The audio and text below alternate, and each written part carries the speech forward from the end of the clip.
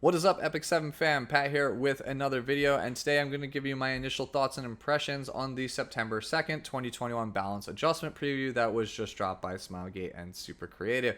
I'll be going over all of the stuff that is listed here in the notes and give you my initial thoughts and impressions on it, where I think things are going to end up in the meta. Do I think things are good? Do I think things are bad? As well as back up some things with numbers and such. You know, that's typical for a standard video for me here at this channel. And if you are new here at this channel, please consider appeasing the algorithm gods and leaving me a like or a subscribe. It helps me out a ton. I'm very close to becoming a official YouTube partner, and it all is all thanks to the wonderful support that you guys have shown me so far. So thank you all again. So let's just jump in and talk about the changes here. So the first up is Apocalypse Ravi. She has injury now on her S1, and it is a 10% injury as opposed to the standard 15 to 20% that we're used to seeing. Injury is not particularly a great mechanic overall. It really, I think, needs an adjustment or a buff in some way. That said, this move is not out of place on Apocalypse Ravi. She is a character that is trying to grind out the game because of the natural bruiser like stat line that she has and playstyle, as well as just trying to get that revive on the S3. So yes, this is already a character that wants to go long. Injury is well suited for characters that want to go long. Not out of place, nice to have. Just wish that it was a little bit more impactful. Additionally, her soul burn damage will be increased. Currently, her soul burn damage is 1.8x of her attack plus 20% of her max health. That is already quite good. For comparison, Ravi is 2.5x attack on her soul burn. So this is already a pretty devastating S1 in terms of damage. They don't really tell us how much the damage will be increased by, so it is a welcome change. It's already a good soul burn. Now it's just going to be a better one. Her S2 passive now gives her 15% combat readiness whenever she is attacked. This passive is already very good. It gives critical hit chance. It gives her healing. And now it gives her combat readiness on par with Red Ravi, which means that she will get quite a number of extra turns. So you will get more attacks out of your Apocalypse Ravi, and that's really, really good. The next thing that they changed was the S3 now does more damage, as well as revives the ally with 30% health instead of 10% health. So the big thing here that I'm wondering about is how much damage this increases by. Whenever someone dies, it's going to increase the damage, and that effect can stack up to 3 times. If you remember from the Spectre Tenebria video, a top tier single target S3 is somewhere around 1.8x or higher. That is where Spectre Tenebria is hitting from with her single target S3 when she has no stacks. Apocalypse Ravi is hitting from a 1.3x multiplier, which is not particularly good. Usually only 1.3x is a very good single target multiplier if it has penetrates defense on it. So this is already pretty low. And if they increase it by 10%, then it's going to be just slightly under the mark for where I think it needs to be. And honestly, I do think it is going to end up being a 10% increase per stack to be just under what is considered very good. And that is because it is a revive at the end of the day. Revives are incredibly busted. I mean, you just look at Ruel of Light, look at Maid Chloe, and you'll realize that revives are really powerful. So I don't think that they want a high damage dealer that is very difficult to kill to also be able to consistently just, you know, absolutely annihilate characters and just start reviving people willy-nilly. So we'll see how it pans out. At 10%, it is slightly underwhelming. At 15%, it is actually quite good.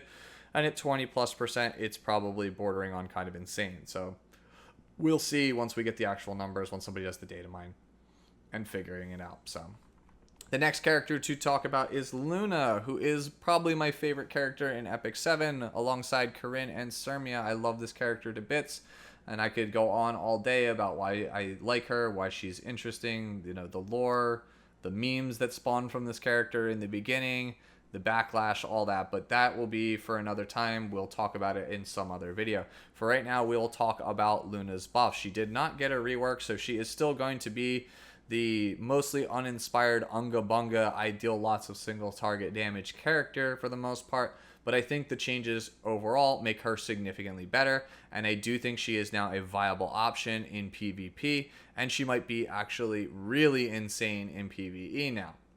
So, Infinity Slash originally deal 1 to 3 attacks at random when you activated the skill.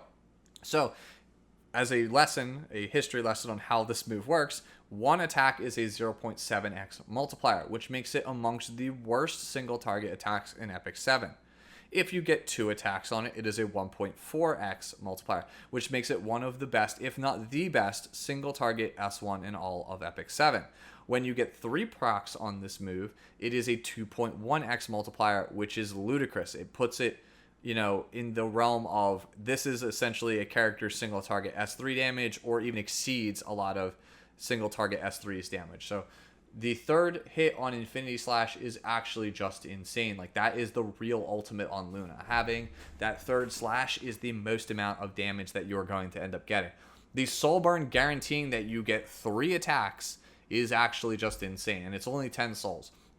If an opponent has a defense break on their character and you soul burn this new Infinity Slash, they're probably going to die from the amount of damage that this move is going to dish out. So this is a super welcome change, especially since the old soul burn on Ragnar's spear was pretty underwhelming overall. It didn't really give you the damage boost and wasn't honestly really worth it. So now Dragon Knight's will has been changed. Now you get 30% critical hit chance and 30% critical hit resistance regardless of how much health you had. Originally, you only got the crit hit chance at high health and the crit resist at low health. So now you have both, which is excellent because it makes it so that you can consistently stick Luna around 70% crit chance and you will be A-okay. When you're trying to build her. So it reduces that burden of gear that originally made her super strong back when accessories were hard to actually get. So that is nice that is still there, and now you have it no matter how much health. Awesome. Critical hit resistance is a very strong passive. I play quite a lot of Senya, who has 50%, which is obviously better than 30%. But this is not nothing. This definitely does help Luna overall as a character survive. She already has a pretty decent stat pool, having in the low to mid 6,000s for health and the low to mid 600s for defense. So this is comparable to Rem. So you can make her kind of as tanky as Rem, and the critical hit resistance will end up helping you. So again, this is a good change overall, and I really, really like it. The most bonkers change, though, was the change to Ragnar's Spear. Ragnar's Spear now penetrates 50% of the target's defense and gives 5 souls upon usage. That, I believe, makes it the highest soul acquiring move in all of Epic 7. Additionally, if she kills somebody with Ragnar's Spear, she now gets 10 souls. And if you remember, she does have an exclusive equipment that gives her an extra turn when you kill with Ragnar's Spear. So, since you will be getting 10 souls in an extra turn, you can immediately fire off the Soul Burn on Infinity Slash and then end up just destroying somebody. So between Ragnar's Spear's insane damage, the defense break, the potential extra turn, and the Soul Burn on Infinity Slash, she's going to kill a lot of people. And I really need to hammer home how much damage Ragnar's Spear does. This move has a 1.5x multiplier, as well as a slight boost to the damage because it always attacks from an advantageous element. And it now penetrates 50% defense. For reference, the move that penetrates 50% defense that most of you are familiar with is Massacre, which is Remnant Violet's S3. That has a 1.3x multiplier and penetrates defense. Granted, Massacre does give you a 2-turn attack buff before you use it, but attack buffs are the meta right now. You guys know I've been saying it in a lot of my videos. Attack buffs feel secretly OP, and they're quite good. That's why people are playing General Purgus. That's why people are playing Maid Chloe, along with a slew of other reasons, including the safety net and the cleanse. And just overall, attack buffers are really in right now. And honestly, I feel like I owe some of you guys an apology because I felt I was very underwhelmed by Closer Charles. But, he is a fast character with an attack buff, and that is going to help him immensely. And that will make him see quite a bit more play than I originally thought. So, if attack buffers are the meta, and everybody is playing an attack buff at high levels on their teams, it goes without saying that, cleave teams or bruiser teams will most likely have the attack buff so that this Ragnar Spear can just absolutely delete somebody. So I anticipate people will either stick with the traditional counter bruiser build, thanks to the increased survivability, and reap the benefits of just the overall better damage as a whole. But now, because of the extra turn EE and just how insane the damage on Luna's S1 and S3 now are in terms of consistency, there is potential for her to be played as kind of like an aggressive or a cleave style character where you can essentially try and take the first turn and then just pick off 2 characters and make sure that the opponent is just completely crippled and they can no longer win. I think Luna is in a much better spot. It's not really the flashiest kit or, the craziest rework stuff. It's just by the numbers very good. And that in itself will usually translate to the character seeing quite a bit more play. So I'm very, very pleased with the changes to Luna. Next up is Koerik. Koerik mostly got a quality of life change. He used to get stealth when he used his S3. That has now been moved to his S2, which is Dimensional Corridor.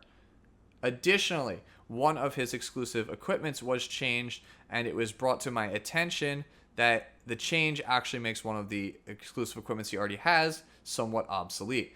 So what his EE number 1 used to do is it increases the attack of Koerik whenever he uses the S2. Now, since that already gives a stealth buff, I guess they just didn't want to overload the skill too much. So now the attack buff has been applied to his S3 on the EE before he deals the damage. So you'll still get the same performance. It's just, been shifted. And so now the S3 has an attack buff stapled onto it because of this exclusive equipment, which makes the EE that gives a 20% damage amp to the S3 kind of pointless, because in most scenarios the attack buff for 2 turns is going to end up being better than the 20% damage amp. It doesn't always necessarily have to be the case. So for example, if an opponent has just very high defense, then the damage might end up being better. Or if you already have an attack buff on your team, then yes, the damage is going to end up being better. That said, if you are a Koerik player and you are a diehard for him, I highly recommend that you submit some feedback to Smilegate and Super Creative and get them to try to change the 20% damage EE to be something a little bit more impactful, either by raising the damage or getting something else overall. It just doesn't feel good to have an EE that now feels like it's outclassed 99% of the time. And it's something that I hopefully, we hopefully will see fixed in the future. And next we come to the great Mortelix. He is no longer a meme. Mort, he is not. So one of the first changes that they made is they made it so that his soul burn no longer increases the damage on S3. It was only a 10% damage increase, I believe, to begin with, which isn't exactly super great. They have made it something far more impactful, which is that his S1 essentially now has a 100% chance to defense break for 2 turns. And as long as you use the S3 at least once to get the enrage buff, this cannot be resisted. That's really powerful. If you guys have seen how Rem is, faring in the current competitive meta, 2-turn defense break that can't be resisted is pretty nuts. So this is a huge change for him. But it's not quite as huge a change as the change that his S2 Absolute Dignity got. So now, in addition to being immune to stun and sleep, you have a native 30% chance to counterattack whenever he is attacked. This is ludicrous. I just need you to think about this. We all consider counter to be one of the best sets in the game, and that is a 20% chance to counter. This character has a 30% base. So that means 2 things. 1, if you are on counter set and you're playing him on Elberus Ritual Sword, he has greater than a 50% chance to counter you with his really powerful S1. Additionally, he no longer needs to be built on counter set. He is better than every counter set character with counter set in the game as far as raw numbers go, and he can play any set. So you basically have a super counter set on your character, but you can be on attack set or destruction set or defense set or health set. He just has so many more build options because of this. Everybody knows he was good on counter with Elberus Ritual Sword. Having that being an innate feature of the character is a massive boon to him and will make his play rise significantly. I definitely think you will see Mort be played in competitive play. We are looking for more green damage dealers, especially with the advent of Rem, and Mortelix will slot very well in there, especially for bruiser players. He also got a change to the S2 that now Sacred Blessing has a 50% chance to activate as opposed to a 40% chance. This was a change that was expected for the most part. A lot of people were asking for it. Make it at least 50%. A 1 in 2 chance is obviously better than a 2 in 5 chance. And then finally, they have changed Advent Mortelix's S3 so that the injury is now 20% to be more in line with other characters such as Illinev, and it also got a damage increase, which is most likely going to be 10% because that's usually the damage increase they give overall to a lot of skills, especially AoEs. So overall, great changes for Mort, and I do think he is the clear winner of the patch overall. So now let's talk about Roaming Warrior Leo, which, you guys probably have already recalled him at this point. I am very underwhelmed by the Roaming Warrior Leo changes, and we'll talk about those right now. So his S2 now has a 2-turn defense break as opposed to a 1-turn skill cooldown pushback. Honestly, I like the way it was previously. I would rather be able to stifle or like hinder my opponent's ability to play the game that they want to, rather than have a defense break. Defense break's really strong, don't get me wrong, but I felt like this original Fire Shock Bomb made him a bit more unique and a bit more interesting than just being another defense break. I think they were just like, well, he needs to have one that's historically good, so let's just give him a defense break. Whatever, sure, that's fine. Additionally, the detonate damage dealt is increased. This is actually misleading, as when we look at the data mine that was done for this, detonation damage on Issaria is actually increased as well, which means that they did a universal change to detonation. This is the reason why I did not release the summertime Issaria first impressions video, because I just didn't know what they were going to end up doing with the detonate mechanic. Previously, detonate did 120% of the character's attack, ignoring 70% of the target's defense, as well as having a guaranteed stun. The changes seem to suggest that it is now 150% of the caster's attack, ignoring 70% of the target's defense, and then again, you still have that guaranteed stun. So you get a 30% increase in damage, which is quite nice, but Roaming Warrior Leo doesn't exactly have the most amazing attack. He's in the 1,050 to 1,100 range for a base, which is nice, but most of the damage mages that you are seeing most of the time have at least in the high 11s or better. Issaria is, also a ranger, but, no exception there. Basically, Carrot, high 11s, Araminta, high 11s, Holiday Euphine, high 11s, Issaria, high 12s. So being in the 10s, or the 1000s, I should say, does not do you any favors, and the damage increase is nice, but I feel like Issaria is going to be far and away the better detonate character. And yes, they do synergize well together, but in an RTA setting, I don't think you will ever get both of them together. Next up, they had a change to his S3 Go Raku, which now decreases buff durations of all enemies by 1 turn, which means that, yes, it does address one of the biggest issues with the character, which is that he couldn't get through immunity, but it's not going to help you punch through like a major form of immunity like a Last Rider Crow or like a Red Cecilia. Like those 2-turn immunities, they're still not punching through those. So it's nice to have, but it's not like the most amazing strip overall. And yes, now he does get a skill nullifier, which does help him out. His biggest issues were basically couldn't get through immunity, had pretty poor survivability, but the other issues he still has is that it does take quite a long time for him to detonate, and his stat pool doesn't necessarily facilitate him actually detonating things in a timely manner. He has 111 speed, which isn't exactly slow, but like the fastest Leos that you're going to end up seeing are going to be in the 260s most of the time, 270 if they're just really pushing it. But because the character is a burn character, they have to have high attack to actually make the detonate be meaningful. And then you need high effectiveness still to stick the actual bombs. So this character already needs high speed, high attack, high defense, or I'm sorry, high effectiveness. And then he has really poor health, no survivability mechanics, and pretty mediocre defense. It's like 550-ish if I recall correctly, which is like just on the lower end of where I'd like to be. It's good for a ranger, don't get me wrong, it's just not great. So I am thoroughly underwhelmed by this, and honestly, if you were on the fence about Roaming Warrior Leo, I think it's okay at this point to recall him. I don't personally see him making an impact unless Issaria really is just that insane. But spoiler, I think she's just good, just not insane. We'll see how that pans out. The next character to talk about is Diminil, who got a strange rework that may be good or may be bad. I will have to see how it goes. There's a lot of RNG here, and I think I understand why they did it the way they did it. So let's talk about it. So now she gets a stun on her S1 instead of a slow. Stun obviously is going to end up being the more impactful choice here, so that is a welcome change. And the change to her soul burn makes it so that her S1 has a 100% chance to stun. If you've ever played Troublemaker Crozet, then you already know how good that soul burn is. You can deny people, which is really nice, especially if the character is reasonably fast. Doesn't have to be super fast, but reasonably fast to kind of cycle around and lock people down. That's pretty good overall. I'm going to skip ahead here and talk about the S3 change, which now is kind of got like, some contingency if it doesn't land the stun. Araminta, Silverblade Araminta, is the only character still with 100% AoE stun in Epic 7, and, Diminil is the closest we're going to get to that with a 90% stun. They really don't want to give you a guaranteed stun because it is kind of oppressive when it's good.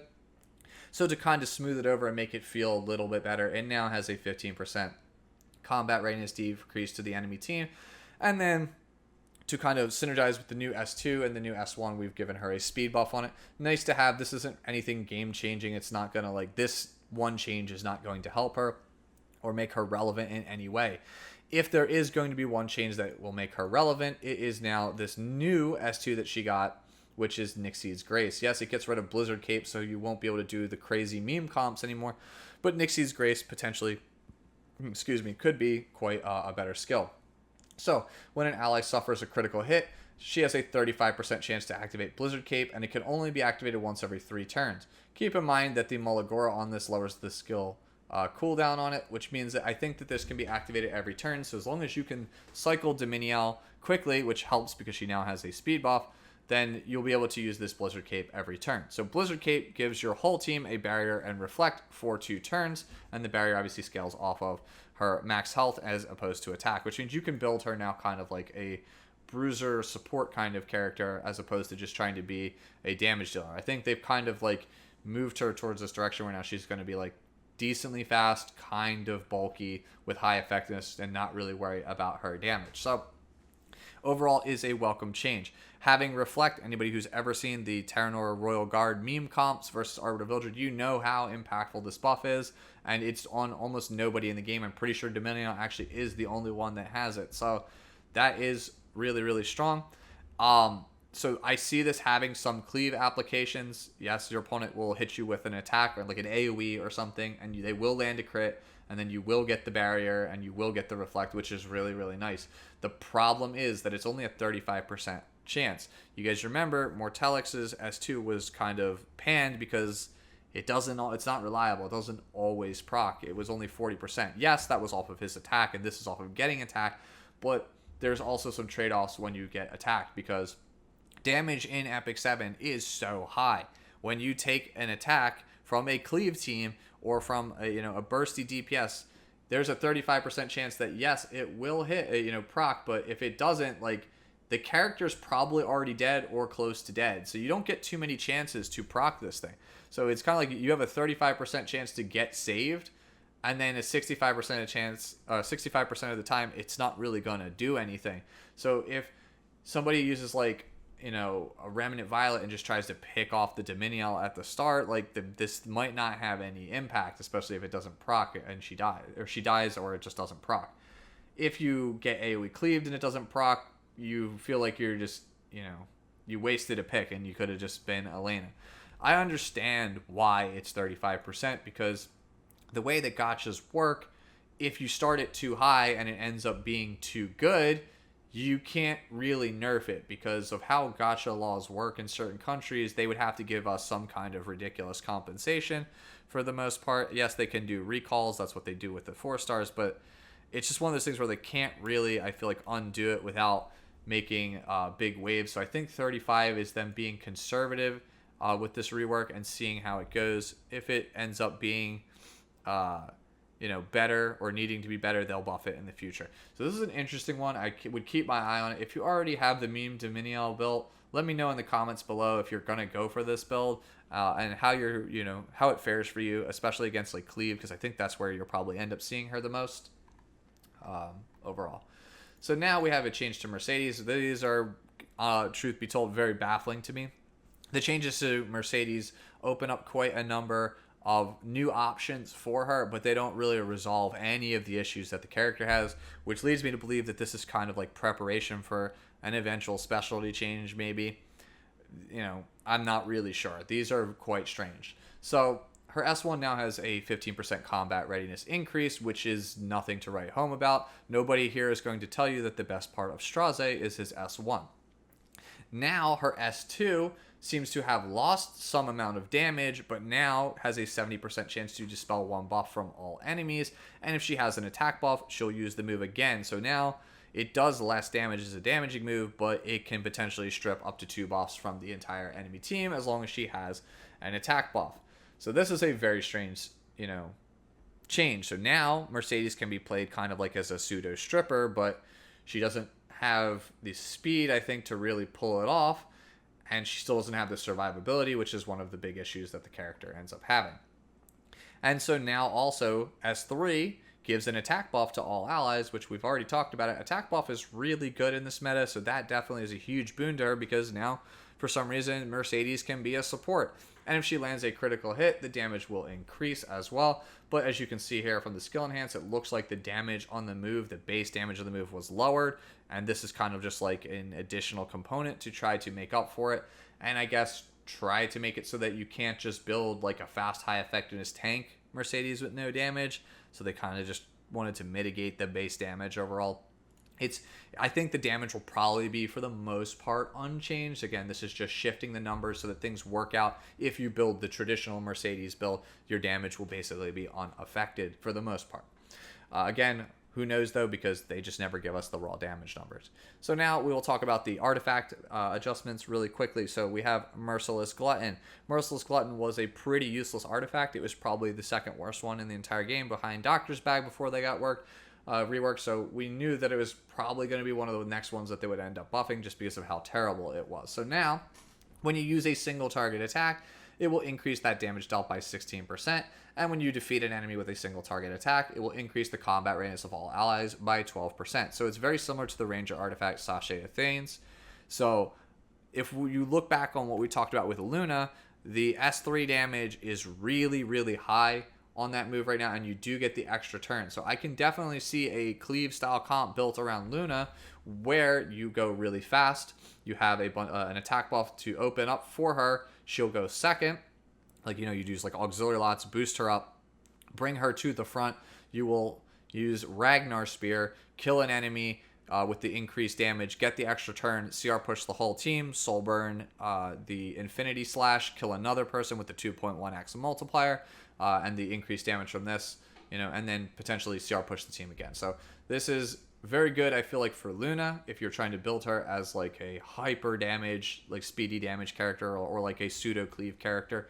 So this is a welcome change. I don't know if it's really good on any other characters. We'll have to wait and see, but it is a welcome change nonetheless. Not a bad artifact anymore, just a little bit more niche, a little bit more specialized. So if Mort was the first winner of the patch, if there was a second winner, it would be Celine, and that is because of the change to Secret Art Storm Sword. So Secret Art Storm Sword, originally, if you guys remember in my Celine build, I said it was a mandatory thing. You needed at least plus 24 to make it consistent, because the chance to get the attack when a non-attack skill was activated, that chance for that attack buff was not guaranteed, and only at plus 24 was at 90%, where it was somewhat consistent. They have since alleviated that problem. Now at plus 0, Secret Art Storm Sword gives you 100% chance to get that attack buff off of the non-attack skill. That is a huge boon to a lot of players. It means that the barrier to entry to playing a well-crafted Celine is a lot lower. So rejoice. If you were on the fence about building Celine, you just didn't have the resources from my Celine guide to actually make it happen. If you have at least one copy of the artifact, now you can definitely build her. More interestingly though, you now get a combat readiness increase whenever you proc Secret Art Storm Sword, up to 24%, I believe, when the artifact is at plus 30. This is insane for a couple of reasons. Number one, you can now build a slower Celine. You don't need that crazy fast Celine that I was advocating for in my video. You can build a slower Celine and almost assure that she will get at least one turn thanks to this massive combat readiness buff when she does what she's supposed to do. Really nice overall. The more interesting thing, however, though, is now using the stealth mind game that I talked about in the How to Play Celine video is significantly better. So now you can play her on the stealth EE, and when somebody uses a non-attack skill, you can get that 2-turn stealth. It doesn't really matter what you hit with Blink. If it hits the highest attack target, great. But because of the huge jump in the CR, you can then just use your S3 and assassinate the highest attack target that you wanted to kill anyway. And that means that your Celine is now under evasion and still under stealth. You still got to do your job by killing the major threat, but still being under stealth. That is so good for this character. Celine is so much better because of this change. And considering how much we need good green damage dealers, because we are starting to see more Rems, we are starting to see more Shoes. This is again a welcome change, and we are seeing made Chloe's and Amelia's. So non-attack skills are definitely seeing play. Celine feels like a character that was kind of already slept on, and I'm curious to see if other people are still sleeping on this secret art Storm Sword change, because it is massive for the character and will definitely help her out. So that's pretty much going to be it for me, guys. Hopefully this helped you out in some way if you're on the fence, unsure about what you thought was good, what was bad. If you disagree with my takes on anything, or you think I missed something, as always, let me know down in the comments below. I hope you have a wonderful day and enjoy the rest of your weekend. I will have the first impressions videos for both Issaria and hopefully Angel of Light Angelica sometime in the earlier part of next week. So please look forward to those. As always, again, have a good one. I'll see you later.